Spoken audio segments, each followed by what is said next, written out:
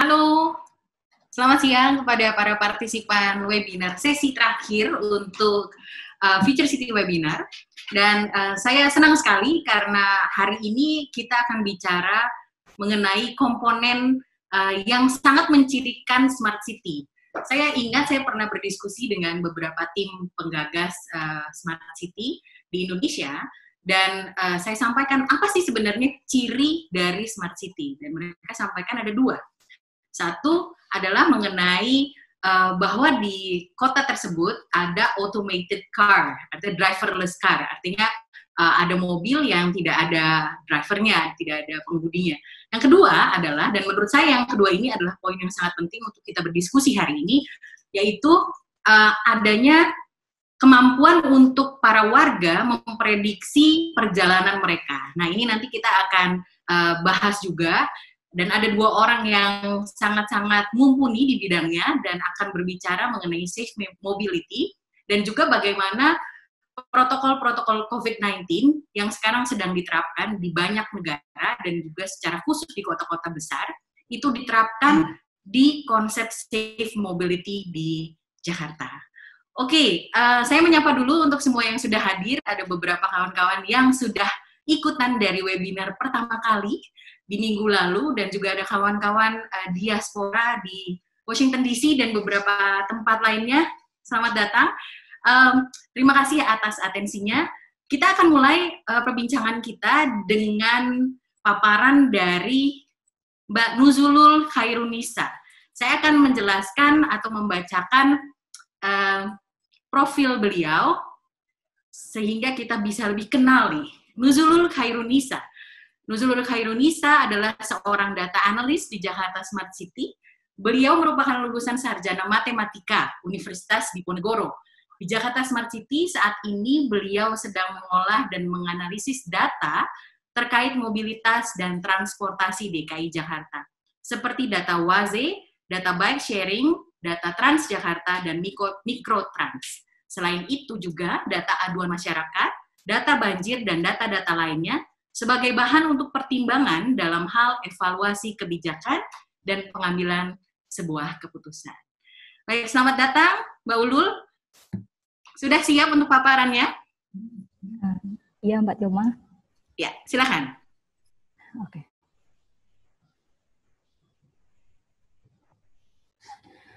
Baik, selamat siang untuk rekan-rekan webinar dari Future City. Terima kasih Mbak Tilma atas perkenalannya. Kemudian yang terhormat Mbak Faila selaku narasumber kedua. Kemudian salam kenal juga untuk teman-teman webinar Hackathon Future City dan teman-teman webinar sekalian.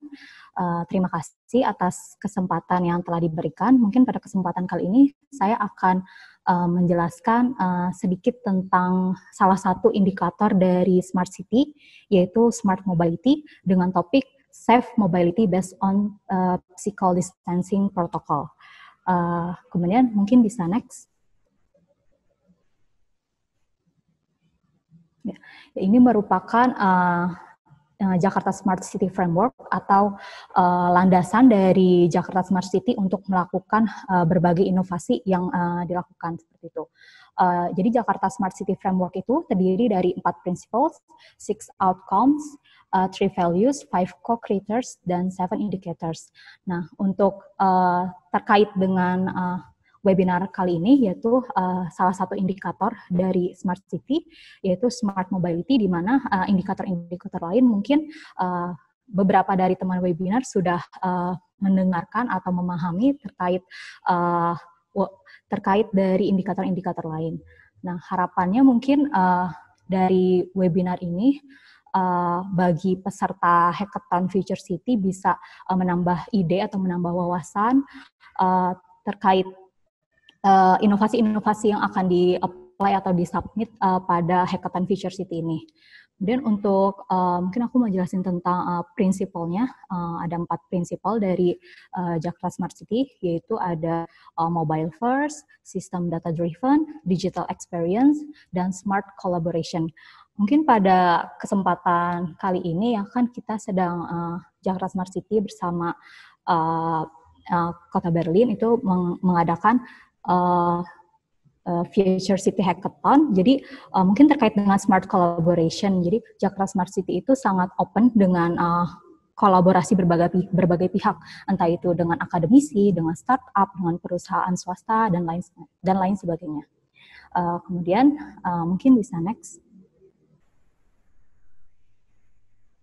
Nah ini jadi salah satu indikator smart city yang hari ini akan kita bahas yaitu tentang smart mobility. Oh ya, sebelumnya mungkin aku mau jelasin sedikit tentang konsepan dari smart city, yaitu smart city merupakan salah satu konsep perkotaan cerdas yang berbasis pada teknologi informasi dan komunikasi untuk mengelola kotanya sehari-hari dengan tujuan untuk meningkatkan efisiensi, memperbaiki pelayanan publik, dan meningkatkan kesejahteraan warganya. Kemudian untuk smart mobility sendiri, ya, menurut Menhub, merupakan suatu sistem pergerakan dan sistem transportasi yang smart, integrated, dan sustainable. Jadi harapannya masyarakat itu lebih memilih untuk menggunakan transportasi umum dan transportasi yang ramah lingkungan sebagai pilihan transportasi utamanya. Kemudian tidak lupa dengan memanfaatkan teknologi informasi yang secara terintegrasi agar memudahkan masyarakat dalam melakukan mobilitasnya. Gitu. Kemudian untuk poin-poin detailnya yaitu ada 6 poin detail, yaitu online transportation ticket, bicycle hiring yang konteksnya mungkin sama dengan ride sharing apps, kemudian ada IoT based electronic parking yang konteksnya juga sama dengan parking space apps, kemudian ada integrated transport system. Mungkin saya tidak akan menjelaskan terlalu detail per poinnya seperti apa. Mungkin yang pertama online transportation ticket ya. Mungkin hal tersebut sudah menjadi suatu hal yang umum ya, karena kita semua sudah mulai merubah sistem untuk pembelian tiket berbagai moda transportasi dengan cara online, entah dengan e-commerce atau dengan berbagai aplikasi yang dikembangkan oleh moda transportasi tersebut. Berhubung saat ini juga sedang pandemi COVID-19 dan berbagai moda transportasi atau armada transportasi itu juga sudah mendukung yang namanya protokol kesehatan atau physical distancing, jadi para armada transportasi pun menghindari yang namanya terjadi kerumunan untuk proses pengantrian tiket. Maka beberapa moda transportasi, contohnya seperti bis antar kota, antar provinsi, dan penyeberangan feri juga sudah mengubah sistem pembelian tiketnya dengan cara online atau via WhatsApp, seperti itu. Kemudian untuk bicycle hiring atau ride sharing apps merupakan suatu sistem penyewaan, dalam hal ini penyewaan sepeda dengan memanfaatkan teknologi informasi. Jadi teman-teman bisa menyewa sepeda dengan bermodalkan download aplikasi dari operator sepeda tersebut dan dengan mengisi e-payment dari teman-teman. Kemudian next-nya mungkin ada IoT based electronic parking dan parking space apps. Jadi di DKI Jakarta kan itu ada 400 titik parking on street, dan beberapa di antaranya itu ada beberapa mesin parkir otomatis. Akan tetapi karena mungkin kurangnya perawatan dan kurangnya follow up dan sudah terlalu lama, jadi beberapa mesin itu tidak berfungsi secara optimal, dan Pemprov DKI Jakarta khususnya dari UPT Parkir Dinas Perhubungan itu mencoba untuk mempersiapkan dan mengembangkan hal-hal teknis terkait e-parking dan persiapan lainnya untuk menggantikan mesin parkir tersebut. Kemudian untuk integrated transport system yang merupakan suatu sistem transportasi yang terintegrasi. Sebagai contoh, kalau di DKI Jakarta itu ada yang namanya Jaklingko. Jadi Jaklingko itu merupakan suatu sistem transportasi yang mengintegrasikan 3 elemen, diantaranya manajemen dari pembayarannya terintegrasi, kemudian dari rutenya, dan dari transportasinya sendiri.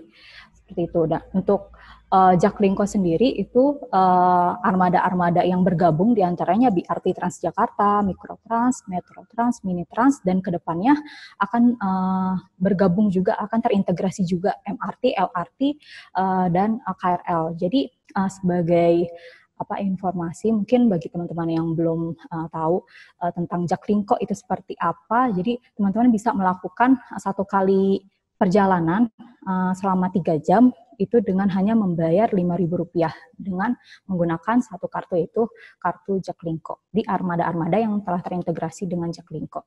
Kemudian untuk bisa next. Nah, ini merupakan kebijakan-kebijakan terkait pengendalian COVID-19 yang sudah dikeluarkan oleh Pemprov DKI Jakarta, khususnya terkait dengan pembatasan mobilitas dari warga-warga DKI Jakarta. Mungkin untuk detailnya, teman-teman bisa akses di microsite Jakarta Smart City, corona.jakarta.go.id di bagian informasi grafik, atau teman-teman bisa lihat secara detailnya di media sosial Pemprov DKI Jakarta, khususnya di Dinas Perhubungan. Jadi yang seperti kita tahu, kebijakan-kebijakan dari Pemprov DKI Jakarta terkait pembatasan mobilitas, diantaranya imbauan WFH, kemudian pembatasan jumlah armada dari suatu moda transportasi, lalu pembatasan jumlah penumpang, kemudian pembatasan jam operasional dari moda transportasi, kemudian aturan protokol kesehatan seperti physical distancing antara penumpang transportasi, lalu ada lagi PSBB, kemudian SIKM dan PSBB transisi yang masih kita jalani sampai sekarang. Kemudian next. Nah, mungkin sebagai masyarakat awam kita penasaran nih gimana sih impact dari kebijakan-kebijakan yang sudah diterapkan oleh Pemprov DKI Jakarta. Nah, salah satunya mungkin kita bisa lihat based on data. Jadi ini merupakan data eksternal dari Google COVID-19 Community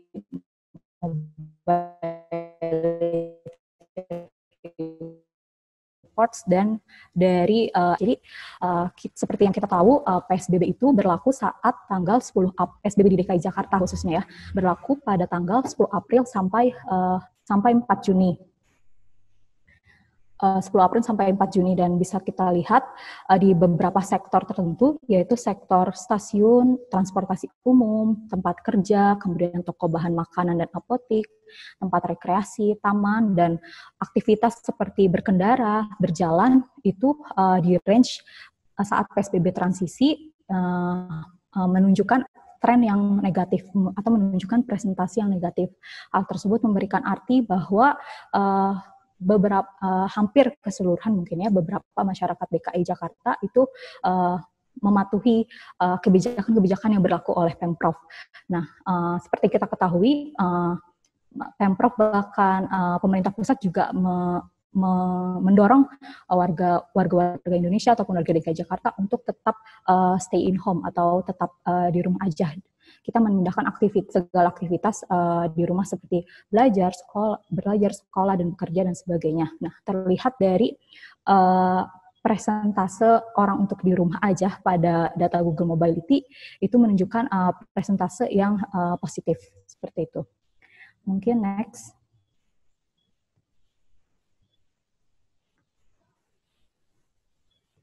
Nah, ini mungkin saya mau sedikit cerita tentang apa saja sih yang sudah dilakukan oleh Jakarta Smart City, kolaborasi apa saja sih yang sudah dilakukan oleh Jakarta Smart City terkait smart mobility. Nah, diantaranya kami telah berkolaborasi dengan berbagai startup dan perusahaan. Di antaranya yang pertama itu perusahaan Waze. Jadi Waze itu merupakan suatu aplikasi navigasi informasi keadaan suatu jalan. Jadi kalau misalnya teman-teman menggunakan aplikasi Waze untuk menuju ke suatu tempat, teman-teman bisa tahu ke depannya itu keadaan macetnya seperti apa, tingkat kemacetannya seperti apa, ada polisi atau tidak, kemudian tingkat kecelakaannya seperti apa. Nah, itu bisa diketahui dengan aplikasi Waze. Untuk pemanfaatannya sendiri, pemanfaatan dari data Waze di Jakarta Smart City, jadi kami membantu pihak-pihak terkait seperti Dinas Perhubungan dan SKPD terkait lainnya untuk mengevaluasi berbagai macam kebijakan yang telah dilakukan. Sebagai contoh, kami membantu untuk mengevaluasi PSBB DKI Jakarta dengan memanfaatkan data Waze, kemudian kita juga bisa melihat performansi dari beberapa sampel jalan di microsite kita di corona.jakarta.go.id. Di situ ada bagian visualisasi. Di situ juga kita memanfaatkan data Waze untuk melihat performansi jalan atau dampak kemacetan dari COVID-19. Kemudian untuk melihat performansi dari titik-titik kemacetan yang dipunyai oleh Dishub. Kemudian melihat gimana sih keadaan jalan setelah 11 bulan MRT beroperasi, seperti itu.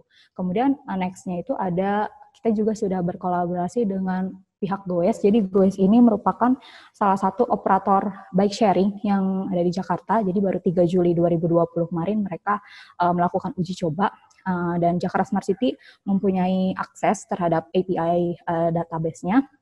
Jadi kemarin kami mencoba untuk membantu dan merekomendasikan beberapa hal terkait jumlah sepeda yang beroperasi, kemudian jumlah transaksi sepeda, kemudian durasi peminjamannya seperti apa, pattern-nya, kemudian rata-rata kecepatannya, seperti itu. Lalu kami merekomendasikan, oh ternyata di hari weekend di jam sekian itu jumlah sepeda yang dipinjam atau jumlah transaksi, jumlah tripnya itu tinggi, maka mungkin diperlukan suatu pengawasan yang ekstra atau diperlukan suatu penambahan armada sepeda pada waktu-waktu tersebut.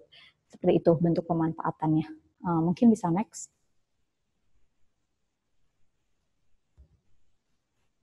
Nah, untuk kolaborasi Smart Mobility dari Jakarta Smart City yang lainnya, yaitu kami juga berkolaborasi dengan Armada Transjakarta dan Mikrotrans.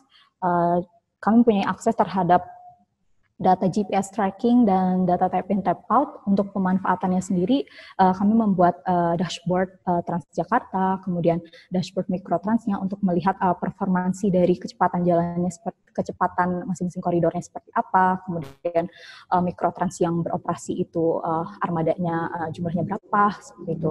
Kemudian untuk ITDP mungkin untuk detailnya nanti dijelaskan dengan narasumber kedua, yaitu Mbak Faelah.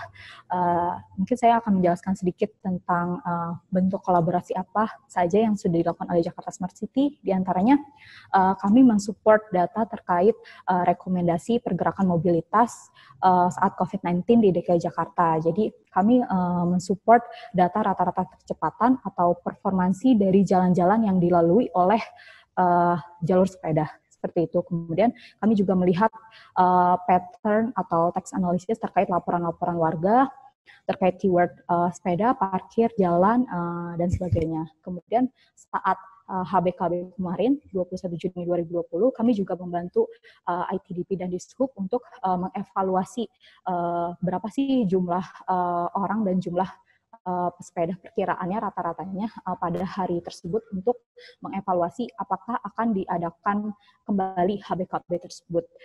Kemudian untuk Notflux, jadi Notflux itu pernah membuat dashboard tentang densitas atau crowd analysis dari kendaraan dan dari orang di beberapa titik di DKI Jakarta dengan memanfaatkan artificial intelligence berdasarkan data-data CCTV. Kemudian untuk integrasi CCTV, jadi teman-teman bisa akses CCTV secara real time di Jakarta, di portal Jakarta Smart City. Teman-teman bisa akses di smartcity.jakarta.go.id/maps. Jadi Jakarta Smart City itu sudah mengintegrasikan sebanyak 7.717 CCTV. Nah, untuk bentuk pemanfaatan data CCTV di Jakarta Smart City juga masih dilakukan pengembangan lebih lanjut, pengembangan terus-menerus tentang image processing, image detection, image counting, dan sebagainya. Seperti itu. Next. Mungkin paparan dari saya terkait smart mobility dan gambaran apa saja sih yang sudah dilakukan oleh Jakarta Smart City terkait data-data mobilitas yang ada di DKI Jakarta. Mungkin cukup sekian. Mungkin kalau misalnya ada teman-teman yang penasaran lebih lanjut, kita bisa diskusikan di sesi diskusi selanjutnya. Mungkin harapannya dari hasil paparan saya tentang data mobilitas, semoga entah untuk peserta hackathon Future City ataupun untuk peserta webinar yang lainnya bisa lebih membuka wawasan, bisa memantik ide-ide yang terpendam tentang smart mobility. Mungkin cukup sekian, terima kasih, saya kembalikan ke Mbak Tilma. Lalu terima kasih, pemaparannya cukup singkat, padat, dan jelas. Saya hanya ada satu pertanyaan klarifikasi sebenarnya, atau bukan klarifikasi, jadi saya ingin bertanya lebih lanjut mengenai tadi disampaikan ada data-data mengenai pattern pelaporan warga tentang sepeda, parkir, dan mobilitas gitu. Nah, rata-rata apa sih yang dikeluhkan? Untuk detailnya itu rata-rata tentang ini, tentang apa? Parkir sepeda mungkin seperti itu ya. Tapi untuk detailnya jumlahnya berapa persen itu mungkin perlu di-recheck kembali ke tim data kami yang khusus menganalisis tentang laporan warga seperti itu. Oke, siap. Terima kasih atas paparannya dan sekarang kita akan berlanjut kepada pembicara selanjutnya. Ini Ibu Faela Sufa, terima kasih waktunya beliau sempatkan untuk berbincang dengan kita hari ini. Saya akan bacakan dulu profil dari beliau dan saya pikir dengan paparan Ibu Faela Sufa nanti akan lebih memperkaya pemahaman dari kawan-kawan akan model atau mekanisme smart mobility yang ideal dan mungkin apa yang perlu dikembangkan. Faela Sufa merupakan lulusan Magister Perencanaan Transportasi dan Teknik dari Leeds University, Inggris, dan Sarjana Teknik Sipil dari Universitas Gadjah Mada, Indonesia. Faela Sufa telah menjadi Direktur ITDP Asia Tenggara sejak tahun 2019. Bersama dengan timnya, beliau telah melakukan bantuan teknis untuk kota-kota mengenai mobilitas perkotaan yang berkelanjutan tidak hanya di Indonesia dan kota-kota Asia Tenggara lainnya, tetapi juga kota-kota di Pakistan, Azerbaijan, dan Timur Timur. Oke, ada pesan dari Mbak Faela Sufa, boleh di-on-kan videonya sambil saya teruskan membaca profilnya. Sambil menunggu ya. Ya, sip. Memang lebih enak kalau membacakan profil terlihat orangnya. Oke, saya lanjutkan. Beliau juga bekerja pada konsultasi publik, terutama dalam pemodelan transportasi di Inggris. Institusinya dikontrak sebagai konsultan untuk lembaga keuangan internasional seperti ASEAN Development Bank dan badan-badan pembangunan PBB seperti UNEP dan UNIDO untuk membuat transportasi lebih berkelanjutan dan berkeadilan lingkungan. Nah, secara khusus memang berhubungan dengan yang disampaikan oleh Mbak Ulul tadi ya, bahwa sekarang warga Jakarta secara sadar memilih transportasi yang berkelanjutan, ramah lingkungan, dan juga transportasi yang bisa diprediksi. Jadi nggak mau lama-lama menunggu gitu. Nah, gimana sih caranya, apa resepnya sehingga dua hal tersebut yang sangat-sangat penting dilakukan oleh warga Jakarta akhirnya bisa diwujudkan. Baik, silakan Mbak Faela paparannya. Terima kasih Mbak Tilma, Mbak Ulul, dan teman-teman Hackathon. Mungkin bisa dibantu untuk slide-nya. Selamat siang semuanya, mungkin langsung saja. Paparan saya kali ini tentang data dan transportasi yang berkelanjutan. Bisa dilanjutkan?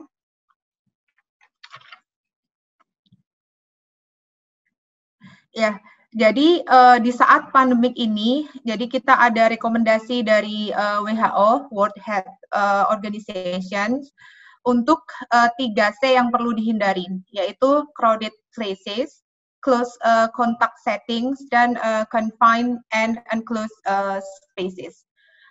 Untuk tujuannya adalah untuk menghindari terjadinya penyebaran pandemik, terutama di saat ini.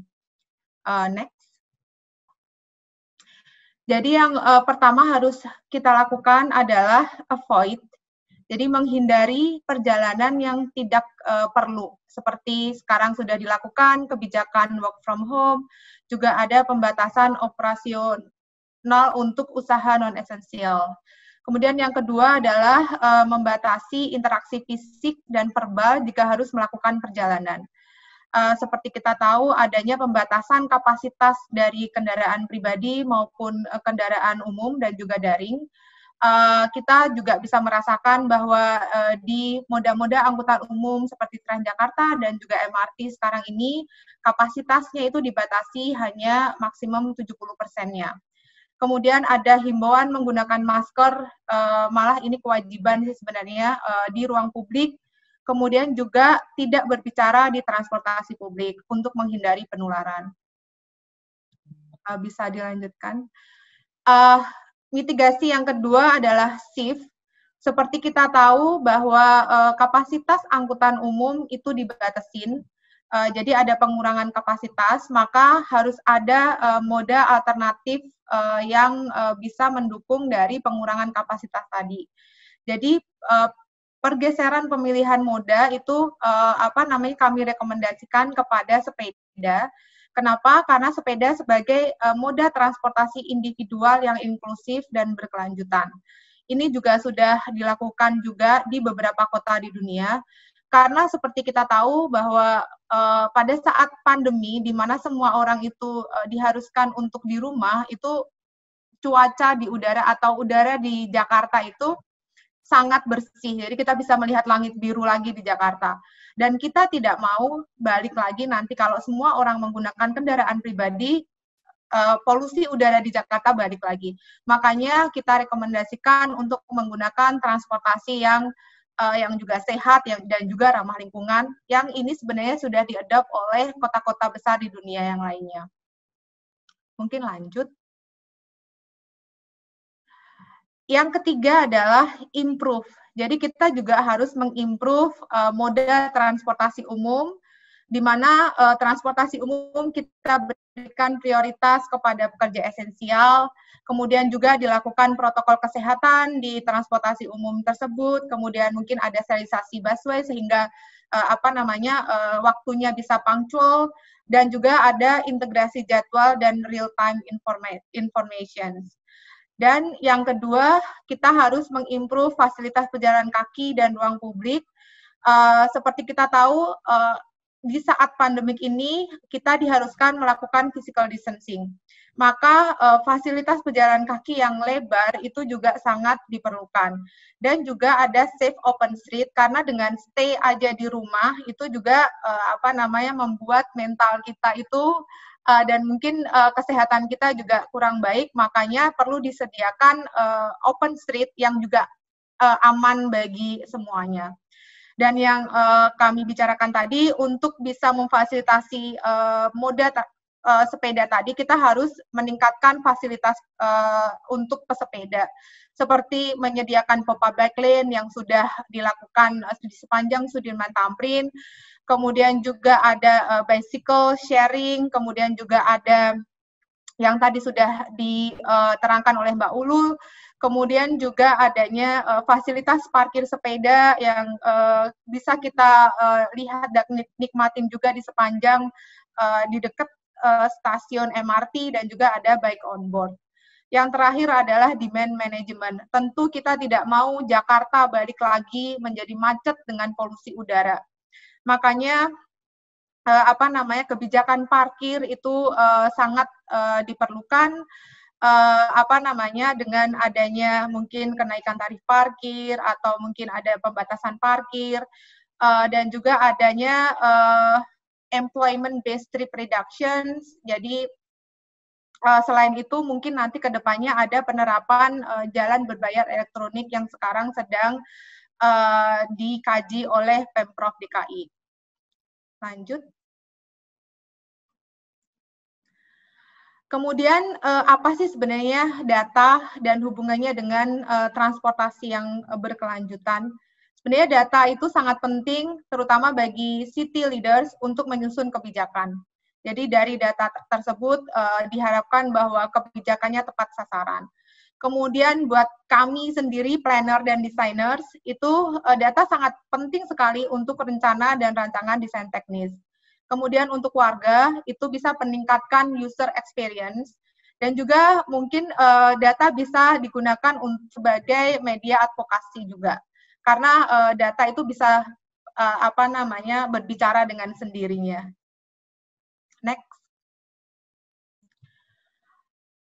Salah satu contoh data untuk menyusun kebijakan strategis adalah data mode share. Mode share itu adalah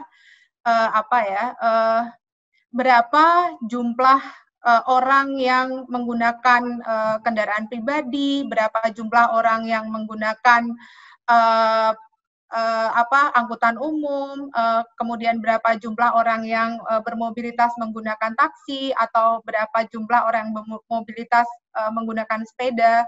Data-data ini sangat penting untuk mengetahui isu dan mendorong dilakukannya perbaikan.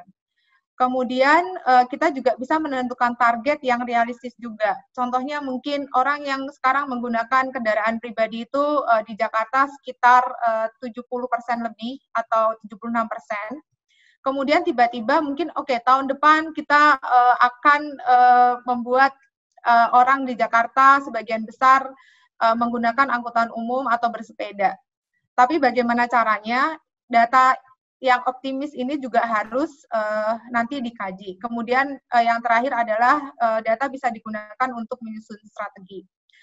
Sebenarnya ada beberapa isu yang dihadapin.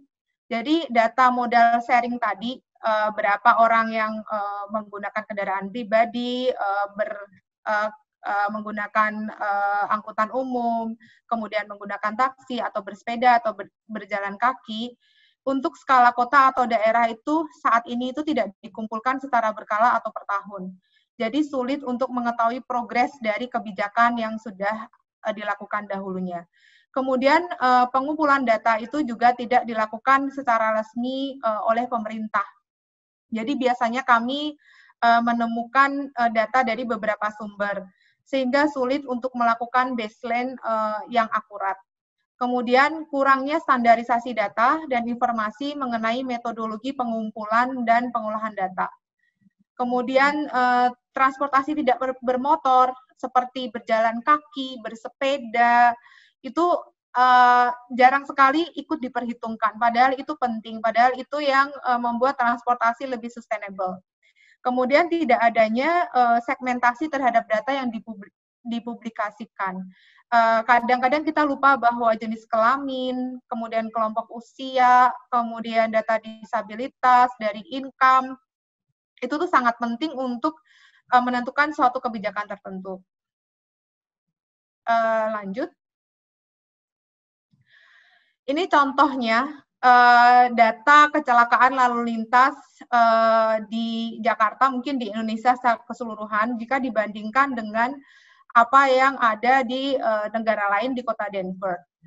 Jadi kalau di Indonesia itu biasanya dapat data dari kecelakaan itu dari kepolisian, jadi agak tertutup datanya, dan kemudian tidak ada spot-spot kecelakaan yang yang terjadi. Jadi sulit untuk pengambil kebijakan atau kami sebagai teknisi untuk bisa melakukan suatu perbaikan. Jadi kalau dashboard data di kota Denver itu datanya transparan sehingga dapat diakses oleh publik. Kemudian juga diperbarui tiap hari. Kemudian lokasi persebaran kecelakaannya itu juga ada, jadi kita bisa memfokuskan perbaikan di suatu lokasi tertentu.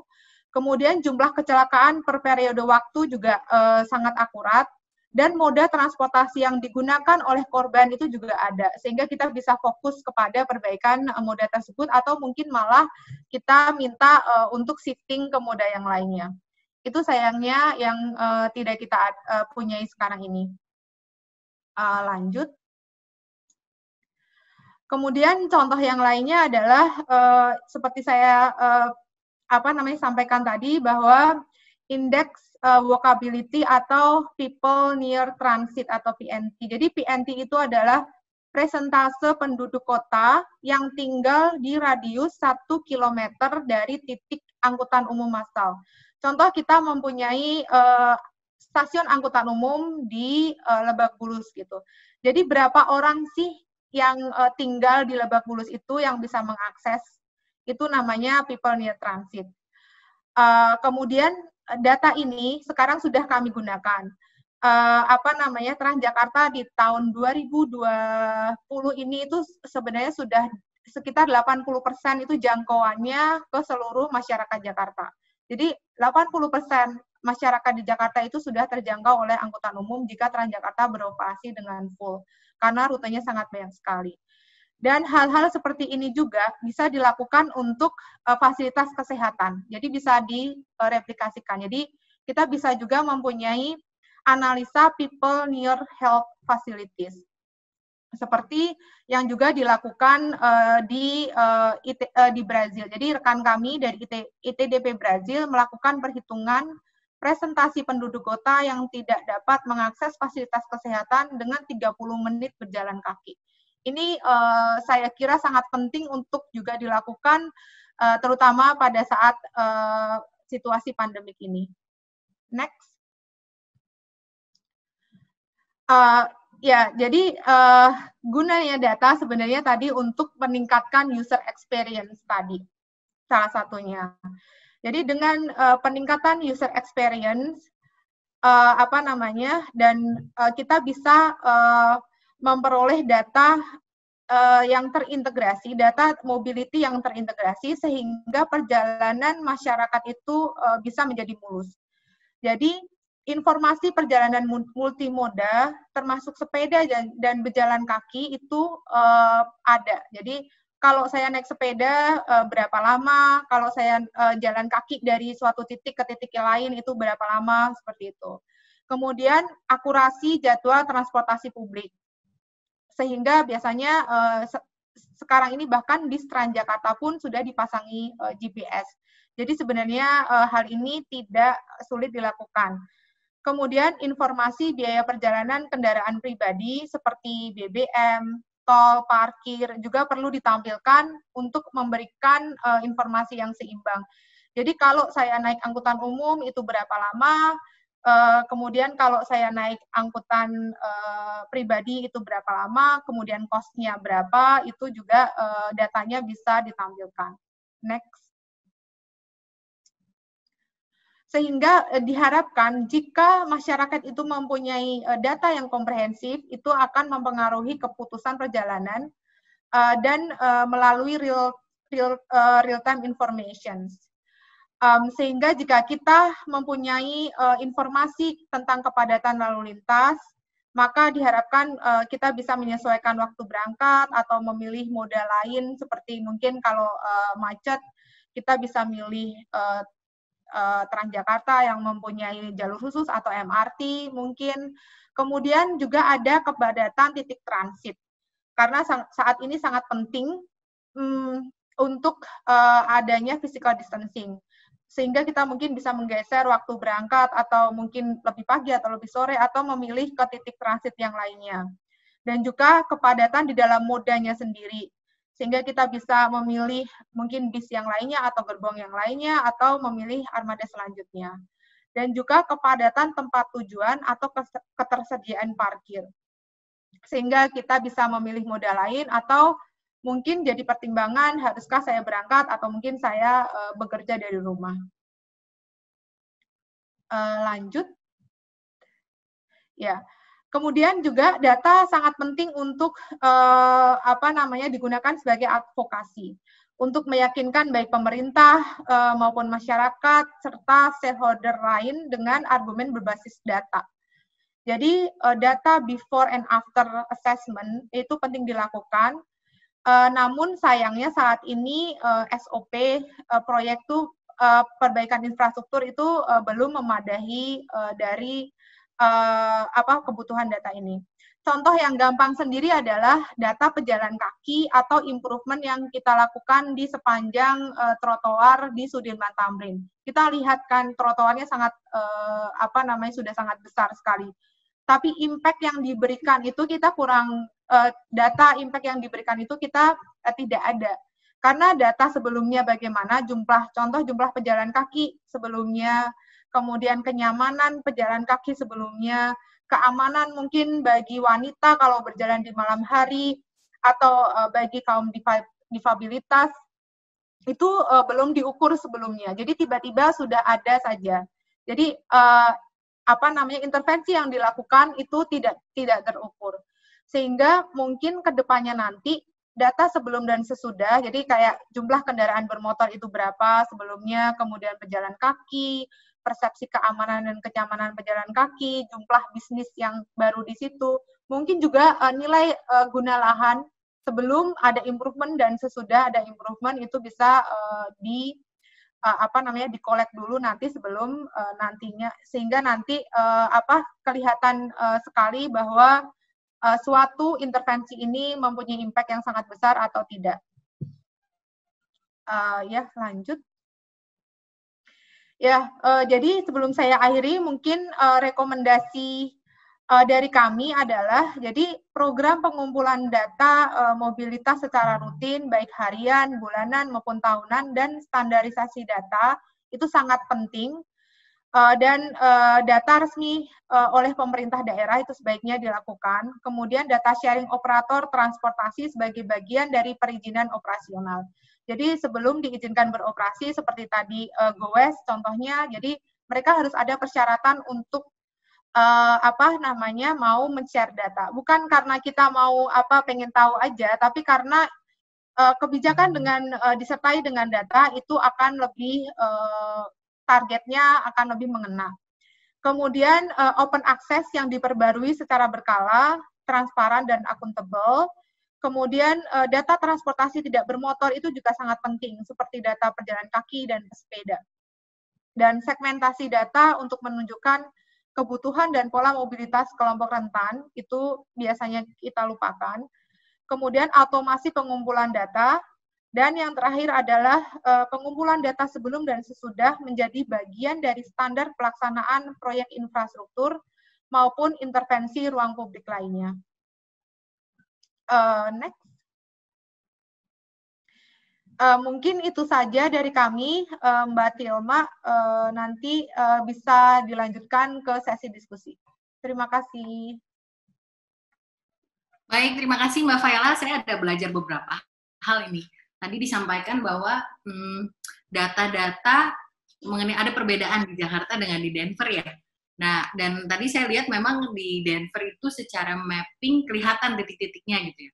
Saya jadi teringat kalau di jalan bebas hambatan biasanya kan ada board besar, ada berapa kecelakaan dan sebagainya. Sejujurnya saya selalu bertanya, ini sebenarnya lalu buat apa gitu, buat kita ya. Nah, dan saya pikir kalau dengan divisualisasikan dalam bentuk dashboard, artinya ada tempat-tempat atau titik-titik tertentu, itu kan akhirnya kita sebagai pengguna jalan kita paham bahwa oh ini mungkin ada titik-titik yang rawan gitu, sehingga kita bisa lebih berhati-hati dan sebagainya. Itu pembelajaran saya dari paparan tadi. Dan saya pikir ada beberapa juga yang disampaikan. Saya bertanya untuk berikan menanggapi sebenarnya.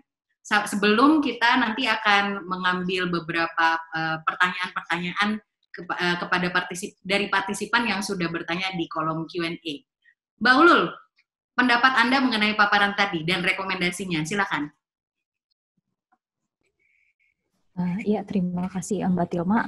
Mungkin paparan Mbak Faela tadi sangat menarik ya, di mana saya sendiri memaparkan dari sisi pemerintahan dan Mbak Faela memaparkan dari sisi pemberi rekomendasi untuk pemerintah.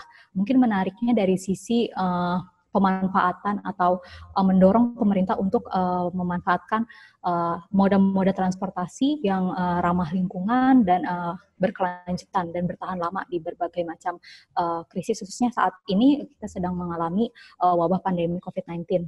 Dan berbagai macam rekomendasi dan usulan dari Mbak Faela, saya juga menyetujuinya bahwa di internal pemerintahan sendiri untuk semacam standarisasi data ataupun pengumpulan data dari setiap pemerintah daerah itu mungkin masih belum terlalu berkembang untuk proses automasinya seperti apa.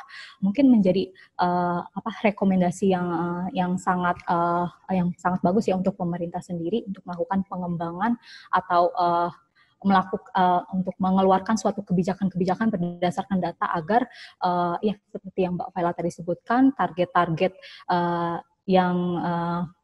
kebijakannya itu agar mengena gitu ya Mbak. Seperti itu mungkin Mbak Tilma. Ya, tadi juga saya melihat mensarikan ada beberapa poin. Satu adalah avoid, dan saya pikir sebenarnya avoid itu sudah diperbincangkan atau secara warga Jakarta sendiri sudah cukup paham atau sadar gitu ya untuk untuk tinggal di rumah. Yang kedua adalah restrict. Nah, ini bagiannya tadi sebenarnya sudah disampaikan, ada kurang lebih ada 12 poin kebijakan sih yang diberikan oleh Pemda DKI Jakarta terkait dengan mobilitas yang terjaga lah, bukan dibilang di ini ya, dibatasi, tapi terjaga. Nah, ketiga sebenarnya poinnya adalah improve. Nah, dari saya sebenarnya melihat paparan dari kedua pembicara ini, saya lihat bahwa ada satu poin yang belum dikerjakan, atau bukan belum dikerjakan, mungkin sudah dimulai, tetapi bisa diakselerasi dengan adanya teknologi. Nah, disinilah program Future City Hackathon itu hadir, dan saya yakin sebenarnya banyak yang tertarik untuk membuat atau membangun solusi-solusi terkait dengan safe mobility. Tapi belum memahami secara khusus apa sih permasalahannya, bagaimana saya harus mengerjakan.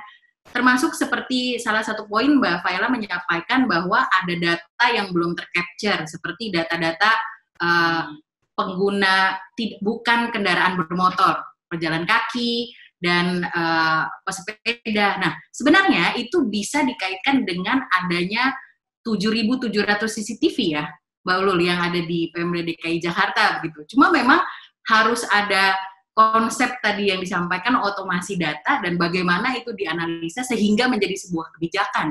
Itu mungkin yang saya pikir bisa didiskusikan hari ini. Baik, kita akan mengambil beberapa pertanyaan. Ini ada Arini, Mei, Firdausi yang sudah bertanya, dan Mirza. Saya mau menyapa dulu untuk semua yang menonton di YouTube Live JSC Lounge. Selamat siang. Kalau ada yang mau bertanya, silakan di komennya, nanti akan disampaikan juga lewat Zoom. Oke, dari Arini dulu, belum ada integrasi data dengan moda berbasis rel. Ini mungkin pertanyaan untuk Mbak Ulul. Apakah sudah ada? Iya Mbak Tilma, terima kasih pertanyaannya. Mungkin untuk akses data di moda transportasi rel, dalam hal ini mungkin KRL atau pihak KAI itu untuk ke Jakarta Smart City-nya itu belum ada ya. Jadi sampai saat ini itu belum ada. Mungkin harapannya sih ke depannya supaya lebih kami juga bisa membantu dari pihak KRL untuk melakukan suatu pengembangan atau kebijakan-kebijakan berbasis data. Harapannya juga bisa membuka kolaborasi itu dengan pihak KRL. Seperti itu Mbak Tilma. Oke, mudah-mudahan ya ke depannya ada. Oke, saya lanjut ke pertanyaan ini. Ada yang bertanya mengenai saat ini berolahraga sepeda menjadi tren. Seharusnya itu sangat bahaya dikarenakan di lokasi yang ramai. Saya pikir ini sudah dipaparkan tadi, secara khusus memang adanya penambahan jumlah pesepeda, ya tadi Mbak Violet sampaikan di kota-kota besar, yang sebenarnya kalau dilihat dari sisi sudut pandang yang positif, ini sebenarnya adalah keinginan warga untuk mendapatkan akses atau menggunakan moda-moda transportasi yang bisa berkelanjutan, green transportation mungkin itu. Nah, saya lanjutkan dengan pertanyaan setelahnya, ada pertanyaan mengenai autonomous car. Nah, ini dari Firdausi. Untuk penerapan autonomous car, apakah kota Jakarta sebenarnya sudah layak untuk mendapatkan layanan ini? Saya tertarik juga nih mendengar dari tanggapan Mbak Faila. Berdasarkan pengalaman di kota-kota di negara lain yang sudah menerapkan autonomous car, apakah Jakarta sudah layak? Silakan. Kalau berkaca dari sustainable transport sebenarnya, dan dari mode share tadi, jadi orang Jakarta itu sangat disayangkan bermobilitasnya masih belum sustainable. Jadi kita masih jauh dari harus meninggalkan kendaraan pribadi, yaitu mobil, kalau saya mau bilang. Kalau kota-kota lain seperti Prancis, mungkin di Italia, kemudian di Bogota, semuanya menghadapi pandemi ini, dan bahkan di UK, di London, itu dengan mereka menyikapinya dengan membuat public space atau menutup jalan hanya khusus kendaraan hanya khusus untuk pesepeda dan juga berjalan kaki. Jadi apalagi untuk autonomous car itu saya kira sih masih jauh untuk Jakarta. Jadi kita fokus dulu untuk bikin Jakarta ini menjadi biru lagi, dan juga bukan hanya itu saja sih sebenarnya. Jadi dengan mobilitas yang lebih sustainable tadi itu juga diharapkan perjalanan juga semakin singkat. Jadi kalau kepadatan kemacetan itu walaupun nanti diganti dengan mobil listrik. Bayangin saja kalau di Jakarta, oke, kita pengen jadi punya Jakarta langit biru, tapi semuanya mobil listrik, tapi masih stuck di situ aja. Itu kan tidak hanya langit biru aja, tapi waktu yang kita nanti korbankan untuk stuck di traffic itu juga dan juga space yang kita gunakan yang sangat panjang itu mungkin kalau saya hitung di Jakarta ini kapasitas mobil yang mungkin ukurannya 4 kali 1,8 meter itu cuma diisi oleh kurang dari 2 orang, bayangkan. Jadi masih banyak space-space, kalau kita mau ngomong space juga itu masih kurang efisien. Jadi kita perlu ngomongin sustainability dan juga efisiensi dulu kalau sekarang, apalagi di masa pandemi ini orang butuh juga untuk physical distancing.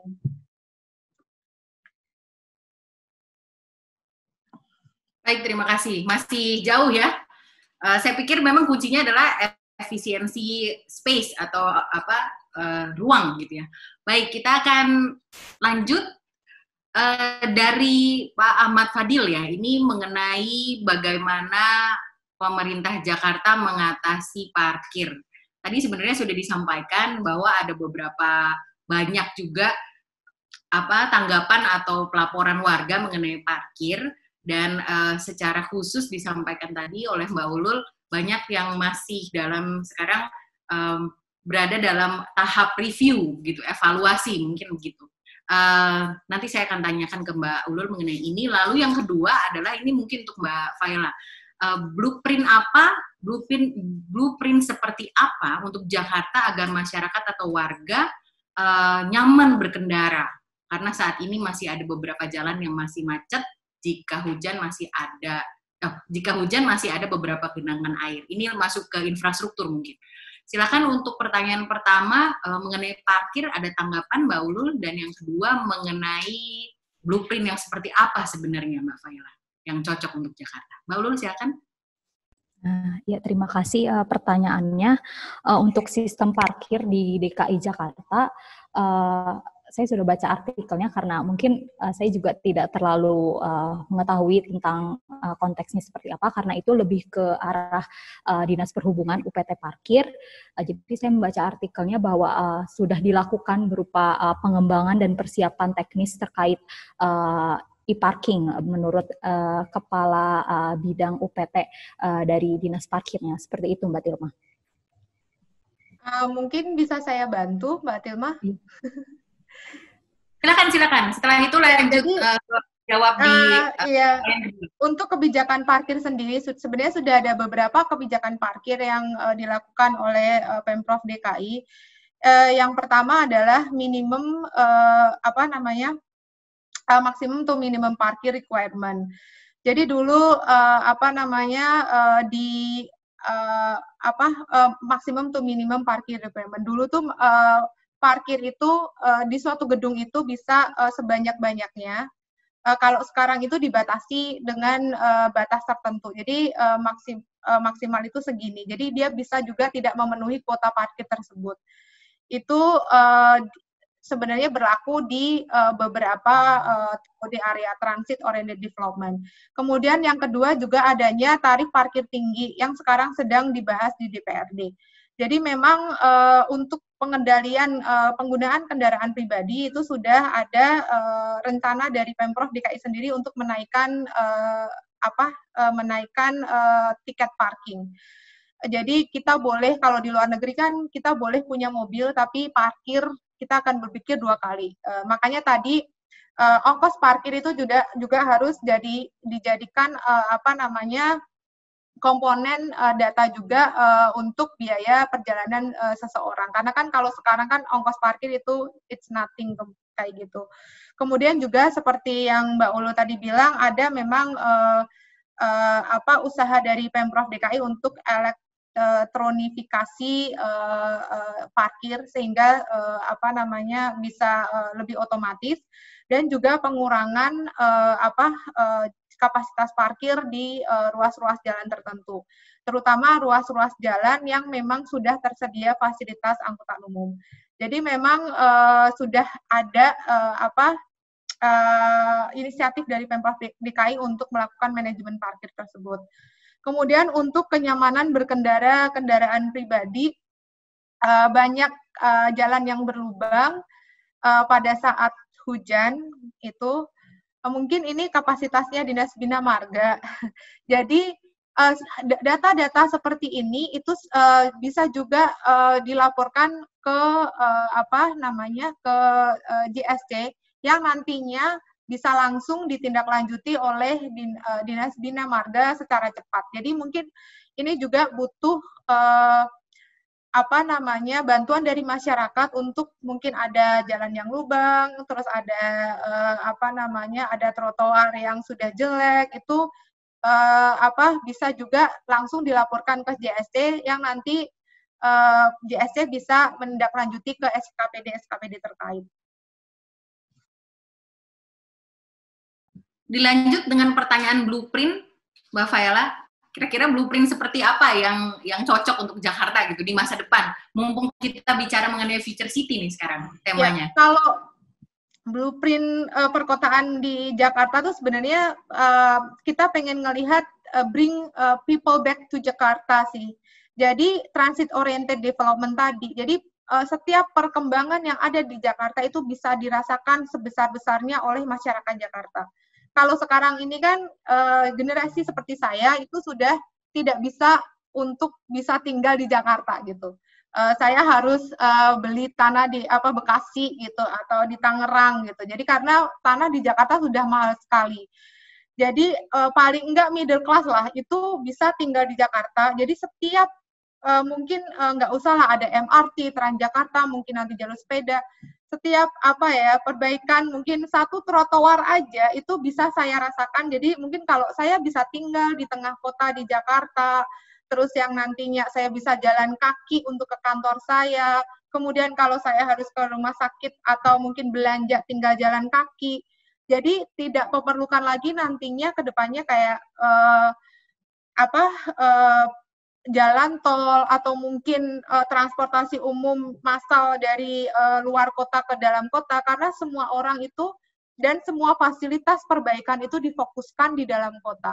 Jadi itu tadi, dan syaratnya adalah adanya mixed use, jadi dan juga density-nya mungkin ditingkatkan, dan affordability itu juga penting. Jadi tidak hanya orang-orang yang punya duit saja, tapi orang-orang kayak saya mungkin atau nanti pekerja-pekerja informal itu juga harus bisa tinggal di Jakarta dan bisa menikmatin semua perkembangan yang pemerintah DKI Jakarta itu lakukan. Itu sih mimpi kami seperti itu. Ini waktu yang tepat untuk bermimpi, Mbak Faela. Karena memang temanya adalah Future City, jadi memang ide yang kita bahas selama webinar 6 kali belakangan. Ini yang terakhir, dan ada beberapa pertanyaan juga yang menurut saya itu akhirnya bisa, ini ada seseorang tadi saya melihat, ada yang menyampaikan bahwa ada solusi mengenai online queuing system ini Pak Sumarpung Halim, katanya bisa digunakan untuk keperluan antrian pada dokter, rumah sakit, dan public government services. Itu bertanya apakah cocok? Wah, cocok sekali untuk sekarang sebelum jam 23.59 hari ini, disubmit saja di Future City Hackathon kami, bisa dilihat informasinya di website kami, ada di futurecity.jakarta.go.id. Mudah-mudahan setelah webinar ini Pak Halim bisa langsung submit ya. Oke, kita ambil pertanyaan dari YouTube. Ada pertanyaan untuk Mbak Faela. Kebijakan GAGE sempat bikin geger karena transportasi massal seperti TJ dan KRL menjadi semakin penuh dan tidak aman. Menurut Mbak Faela, mana yang lebih aman di saat pandemi seperti ini? Silakan. Setelah ini mungkin Mbak Ulul bisa memberikan pendapat. sebenarnya kan kebijakan Gage memang pada awalnya itu digunakan untuk orang untuk bisa mau berpindah ke angkutan umum.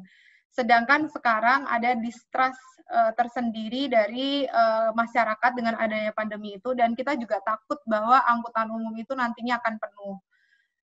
Oleh karena itu sekarang Gage, karena memang Jakarta sudah macet seperti tadi, dan juga kita tidak mau Jakarta balik lagi ke gridlock. Ini kebijakan Gage ini dilakukan pemerintah untuk memaksa orang untuk hanya stay di rumah saja gitu. Sebenarnya kita sudah melakukan analisis kayak kapasitas angkutan umum seperti apa, juga sudah disiapkan nanti seandainya ada terutama yang ada di Jakarta ya, Transjakarta dan juga MRT, jika nanti memang terjadi penumpukan angkutan umum. Tapi mungkin yang harus dilakukan lagi itu dari segi kantor-kantornya. Kan 50% itu disarankan untuk work from home. Apakah sudah benar? Kalau kita kan sebagai analis kan engineer itu melakukan analisa. Tapi kan di lapangannya kita belum tahu kan. Mungkin kayak law enforcement untuk kantor-kantor yang memang tidak melakukan sesuai, mereka mengharuskan semua karyawannya itu kerja di kantor. Itu yang perlu juga dilakukan selain ada penerapan Gage ini. Itu yang sebenarnya, karena mungkin kita sudah melakukan perhitungan atau mungkin pemerintah sudah melakukan perhitungan, oke dengan Gage sebenarnya, tapi perhitungan itu mungkin masih memperhitungkan 50% orang memang benar-benar bekerja dari rumah. Tapi kalau itu tidak terpenuhi, itulah yang sebenarnya ditakutkan. Angkutan umum memang akan overcrowded lagi, dan itu sebenarnya yang harus kita hindarin. Siap. Silakan pandangannya Mbak Ulul. Ya, Mbak Tilma, tentang pemberlakuan Gage kembali yang diberlakukan Senin kemarin, mungkin dari sisi pemerintahan sendiri sudah dilakukan evaluasi kebijakan terhadap dampaknya seperti apa ketika sudah diberlakukan kembali Gage sendiri. Nah, mungkin menambahi dari Mbak Faila tadi, anggapannya bahwa sebagian besar orang itu masih stay at home atau work from home ya. Jadi mungkin dengan beberapa pertimbangan seperti hal tersebut, pemerintah mulai menerapkan Gage kembali, dan untuk alternatif transportasi seperti apa yang mungkin bisa mengantarkan masyarakat dengan mobilitasnya ke kantor-kantor atau ke tempat tujuannya, mungkin dengan mengubah jam kantor atau dengan mengubah jam berangkat, dengan memilih transportasi tertentu, dengan menerapkan physical distancing dan memanfaatkan prasarana dari tiap-tiap stasiun dengan cara mencuci tangan, menjaga jarak dan sebagainya. Mungkin dengan diterapkannya hal tersebut bisa semakin safe ya dari sisi terhadap penyebaran COVID-19-nya gitu Mbak Tilma. Sip. Nah, ini tadi menarik, tadi disampaikan bahwa masih banyak yang memang belum bekerja di kantor ya. Tapi harapannya adalah kalau saatnya nanti tiba bahwa segala sesuatunya kembali ke normal gitu, seharusnya kita bisa memprediksi nih, kita mau ke kantor naik apa, moda apa, yang apakah kita harus bawa mobil dan sebagainya. Ini sebenarnya poin penting yang disampaikan oleh Mbak Faila juga. Ada beberapa hal, mudah-mudahan di sini ada kawan-kawan pegiat teknologi yang mendengar. Sebenarnya menarik kalau seandainya nih Jaki mungkin sebagai aplikasi super app-nya Jakarta itu bisa ada fitur di mana saya mau kemana, diprediksi nih misalnya. Nah, ada beberapa poin yang tadi disampaikan dalam paparan. Satu adalah akurasi. Artinya datanya akurat, di mana titik-titik macet dan sebagainya. Yang kedua, ini adalah prediksi biaya. Menurut saya itu juga menarik untuk di-explore. Artinya sebagai warga Jakarta kita tahu bahwa, kalau naik transportasi umum mungkin akan lebih murah, jauh lebih murah dengan kita membawa kendaraan sendiri dan sebagainya. Ini yang menurut saya sudut pandang yang belum pernah kita mungkin uji cobakan gitu ya. Tapi bagi saya menarik karena itu terkait sangat dengan cara kita spending atau cara kita mengeluarkan uang, dan biasanya kalau sudah ada prediksi itu kan jadinya kita bisa memilih lebih tepat. Mungkin itu. Kita lanjut dengan pertanyaan. Ya, silakan. Kalau saya boleh tambahin, Mbak, tadi kan sempat dibahas juga oleh Mbak Ulul tentang Jaklingko. Jaklingko itu adalah integrasi semua moda transportasi di Jakarta sebenarnya. Jadi dari Transjakarta, dari MRT, dari LRT, dan kemungkinan juga ada komuter rail. Jadi adanya integrasi tarif nanti. Jadi mungkin juga ada satu bundle tarif tertentu, kemudian ada integrasi layanan, kemudian ada integrasi fisik. Mungkin ini juga bisa diolah untuk dari teman-teman teknologi nantinya, untuk nanti mungkin karena kedepannya rencananya akan ada satu holding company yang akan menaungin semua operator transportasi ini. Yang sekarang ini sudah diprakarsai oleh MITJ dari MRT. Itu mungkin juga bisa dieksplor nanti lebih jauh dari buat teman-teman nanti yang pengen memang ikut dari hackathon Smart City ini nantinya. Siap. Nah, itu mungkin mudah-mudahan didengar nih oleh yang sedang menyimak. Oke, ada pertanyaan bagus dari Mirza DDS. Untuk Mbak Faela, transport air di Jakarta mungkinkah?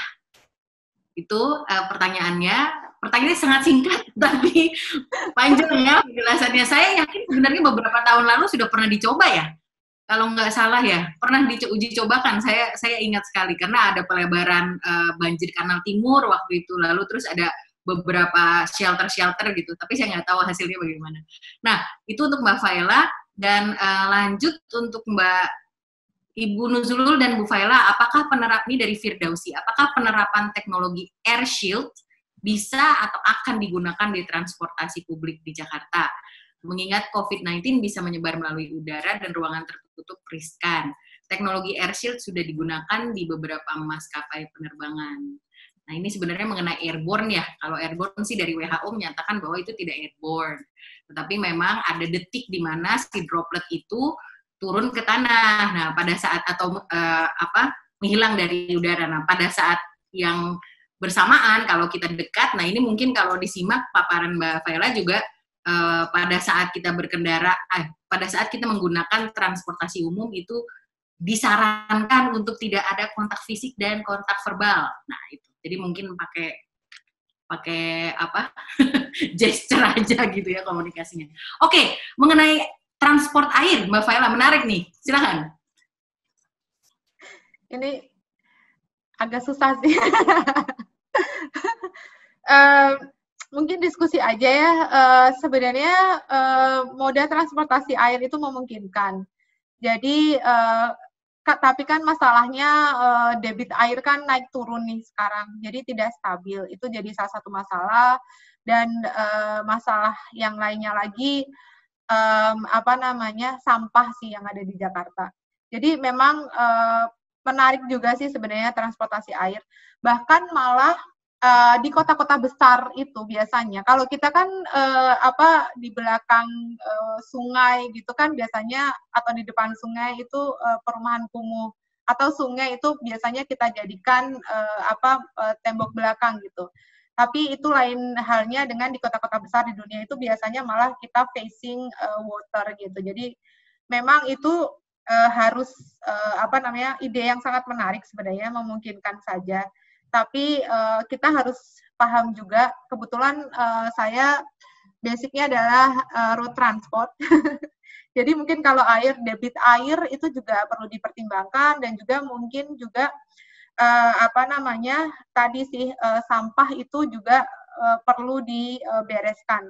Karena kan kalau di belakang Wisma Atlet itu kan sebenarnya airnya debitnya mungkin stabil ya, tapi hitam, terus dan juga baunya nggak enak, terus sampah juga banyak di situ, itu agak mengganggu juga untuk nanti bertransportasi. Memang PR-nya sangat banyak untuk bisa transportasi air, tapi mungkin yang bisa kita lakukan terlebih dahulu itu juga mungkin bikin green waste. Jadi jalanan, mungkin jalur sepeda sepanjang jalur air dibikin dulu, mungkin kita tracing gitu. Itu juga sangat menarik sekali buat orang-orang. Jadi kalau mau bersepeda tidak harus di jalan raya, tetapi di sepanjang jalur air. Itu juga bisa jadi alternatif yang sangat menarik. Kalau itu dilakukan sebenarnya dari Duren Sawit sampai ke Kuningan bisa tuh. Ya, betul. Karena kita bersepeda ya kan. Jadi bukan transportasi air, tapi transportasi yang di sepanjang sebelah jalur air, ya. Oke, menarik. Mbak Ulul, mengenai air shield, apakah akan dilaksanakan ini untuk kawan-kawan partisipan? Kita akan berdiskusi di sini, tapi tolong tahu bahwa kedua speaker pembicara kami ini adalah bukan pengambil keputusan. Jadi kita hanya akan diskusi, exercising the ideas gitu, tapi dan akan kita pahami pandangannya. Mungkin begitu. Silakan Mbak Ulul. Mungkin kalau pertanyaan apakah akan diterapkan atau tidak, saya tidak bisa menjawab ya akan diterapkan atau ya tidak akan diterapkan. Mungkin kalau misalnya kita discuss, kalau misalnya kita lihat tentang perkembangan penelitian tentang COVID-19 ini ke depannya seperti apa, mungkin dari pemerintah Indonesia sendiri juga akan menyesuaikan entah arahan dari WHO untuk menerapkan face shield di berbagai transportasi. Mungkin pemerintah Indonesia pun ke depannya kalau misalnya ada arahan untuk menerapkan hal tersebut, ada harapan untuk diterapkan. Seperti itu, Mbak Tilma. Ada harapan untuk diterapkan ya? Menarik. Oke. Baik, ini ada pertanyaan lagi. Wah, ini makin luar biasa nih. Webinar terakhir makin panas nih ternyata nih. Oke, ada pertanyaan dari, cakep katanya, jalur sepeda di pinggir sungai. Nah, mudah-mudahan terdengar ya. Bagaimana untuk mewujudkan blueprint Jakarta, ada banyak hal yang harus dibenahi. Menurut Mbak Faila, prioritas utama yang harus dibenahi mulai dari mana? Kalau dari sisi birokrasi seperti apa Mbak Ulul? Jadi ada satu dari sisi technicalities, Mbak Faila bisa menjawab nanti, sementara dari Mbak Ulul dari sisi birokrasi atau dari Jakarta Smart City lah, kurang lebih. Kira-kira apa prioritasnya? Silakan Mbak Faila. Sebenarnya kalau blueprint Jakarta itu yang paling susah sekarang itu dilakukan, termasuk juga ini sudah ada inisiasi dari MRT, tapi kita masih menemukan bagaimana mekanismenya adalah transit oriented development tadi, which is itu mobilitas itu tidak bisa dipisahkan juga dengan housing sih sebenarnya.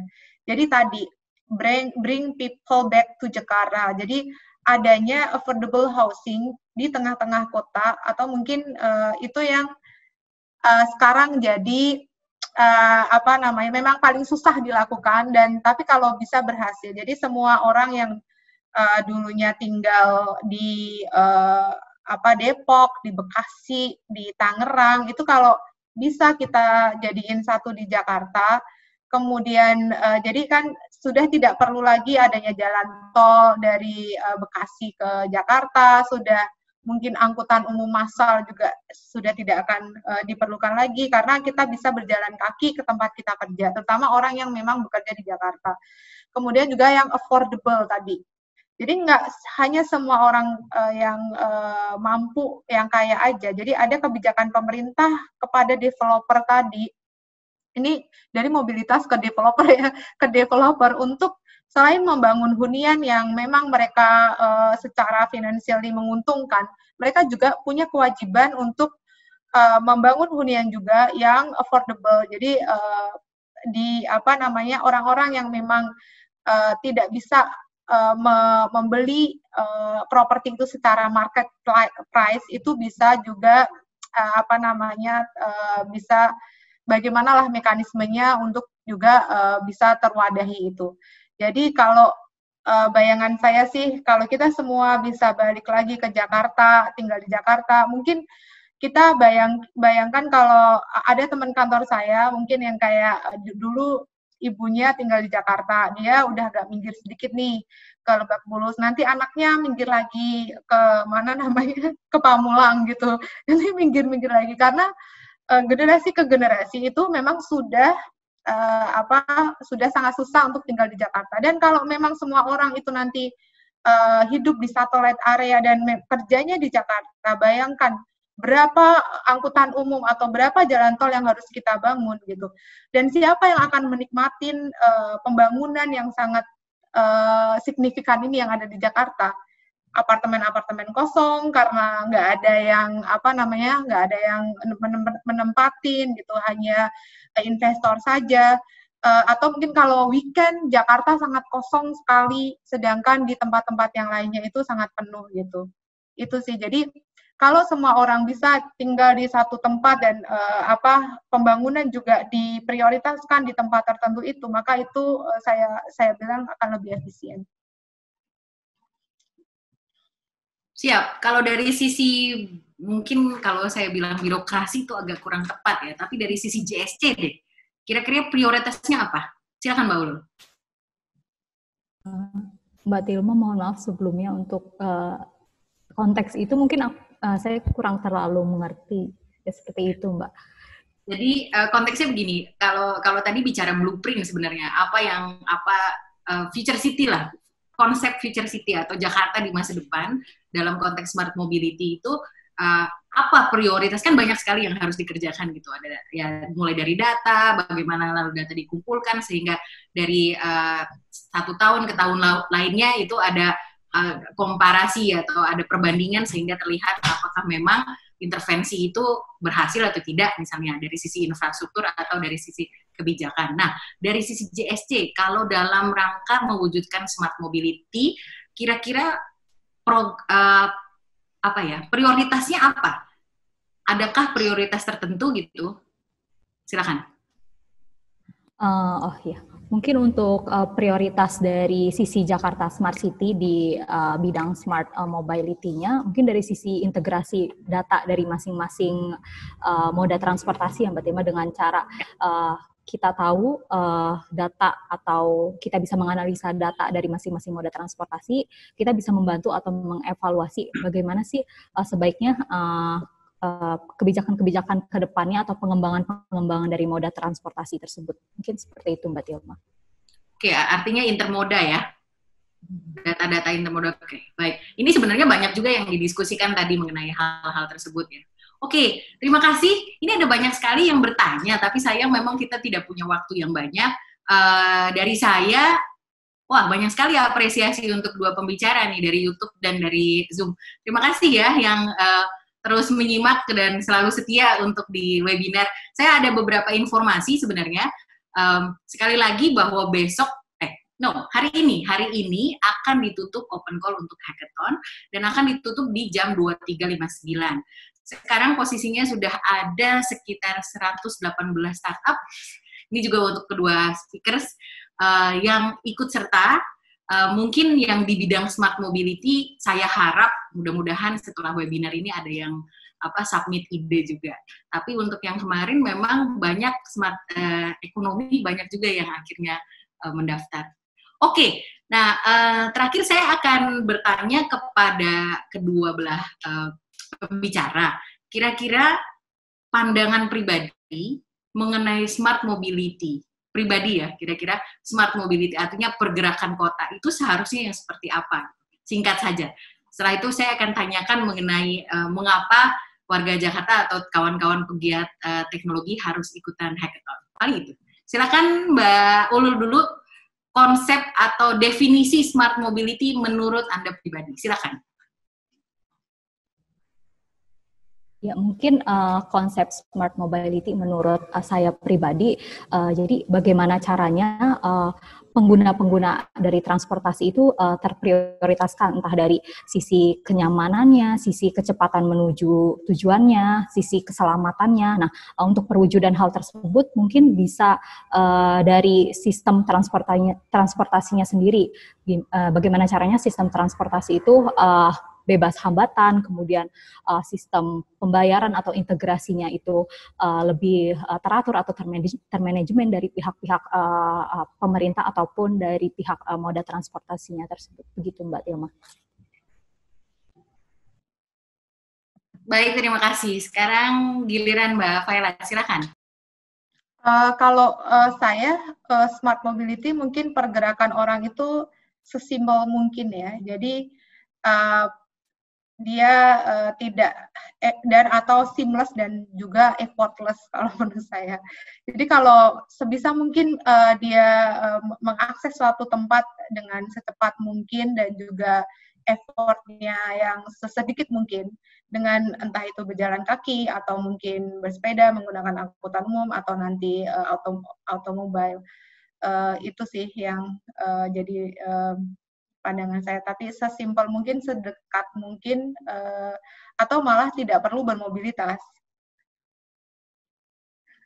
Seperti sekarang ya sebenarnya, kita tidak perlu bermobilitas, tapi kita langsung diskusi sesuatu hal yang menarik gitu ya. Jadi energi yang dikeluarkan juga tidak banyak gitu. Jadi dan biaya. Ya, dan biaya. Ya, Oke, baik. Ini sangat padat dan jelas. Saya senang sekali hari ini karena akhirnya bisa menutup seri dari webinar dengan sangat padat. Saya mengingatkan kembali bahwa semua partisipan yang sudah ikutan akan mendapatkan e-certificate dari JSC.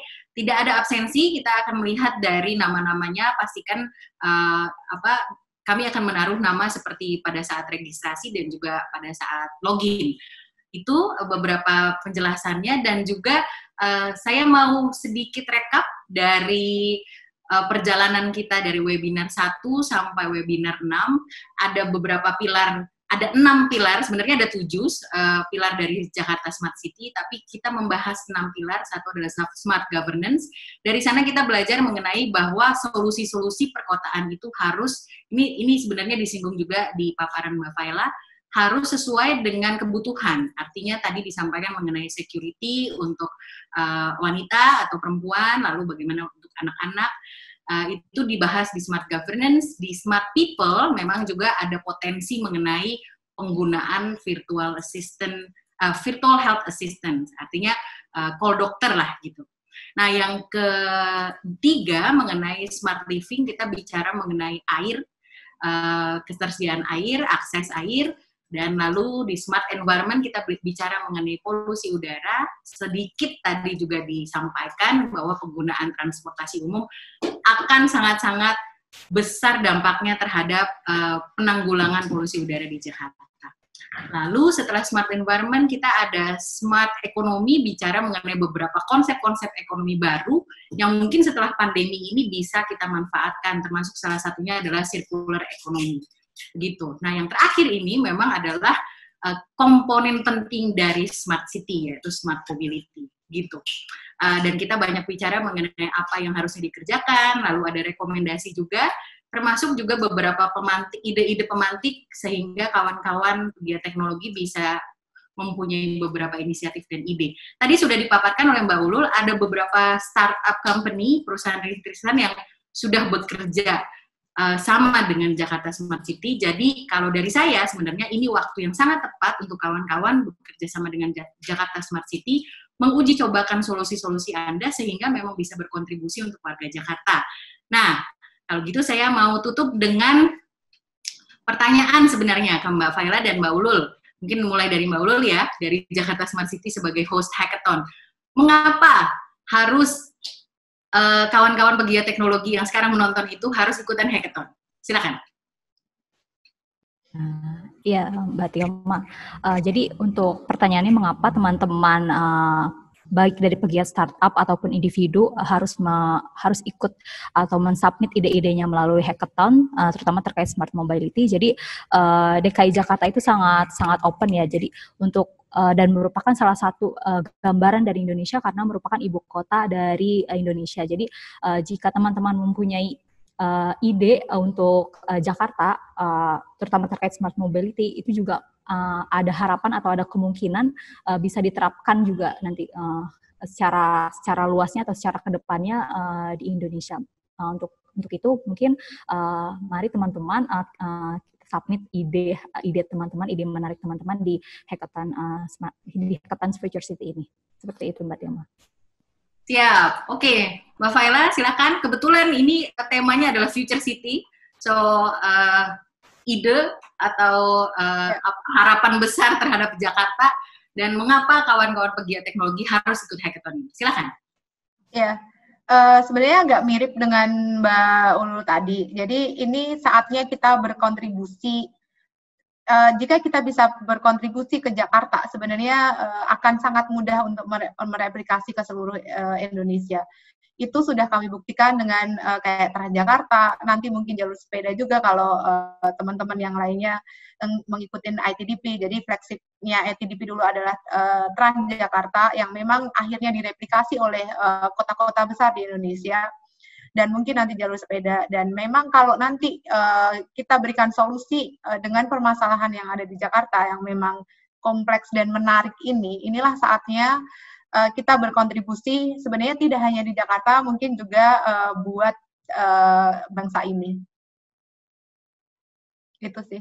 Baik, waktunya kolaborasi, waktunya kontribusi. Terima kasih sekali kepada Mbak Faila Sufa dari ITDP dan juga Mbak Nuzulul Khairunisa dari Jakarta Smart City. Sama-sama kita tutup seri dari webinar ini setelah 6 hari kita cukup berturut, kita bicara mengenai Jakarta Smart City dan bagaimana mewujudkan Future City di Jakarta secara konseptual dan juga secara real nanti pada saat hackathon.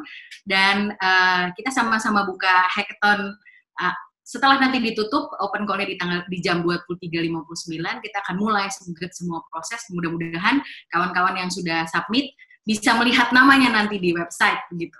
Oke, terima kasih lagi atas atensinya. Terima kasih Mbak Faila, Mbak Nuzulul, dan kepada kawan-kawan yang selama 6 kali ini secara rajin mengikuti webinar, seri webinar lewat Zoom, dan juga ada yang lewat YouTube Live JSC Lounge, dan nanti akan dirilai di Daily Social, di YouTube, channel YouTube Daily Social. Terima kasih sekali atas apresiasinya, dan mudah-mudahan kita ketemu lagi, dan selamat mengikuti hackathon kepada kawan-kawan yang sudah submit. Terima kasih, selamat siang. Terima kasih. Sukses buat teman-teman. Terima kasih Mbak Faila, terima kasih Mbak Nuzulul.